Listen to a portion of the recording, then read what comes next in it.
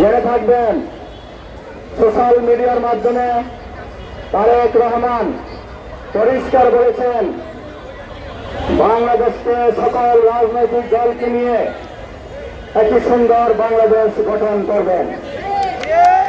এখানে ফ্যাসিবাদের বিরুদ্ধে যে সকল সাধারণ রাজনৈতিক দলগুলো, সাধারণ মানুষ, পেশাজীবী সংগঠন সকলকে নিয়ে একটি জাতীয় ঐক্য ডাক দিয়েছেন।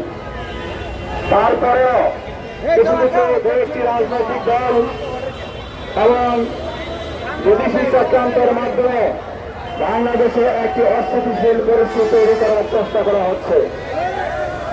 আমরা এবং আপনারা সকলে ঐক্যবদ্ধ থাকবেন, এক থাকবেন।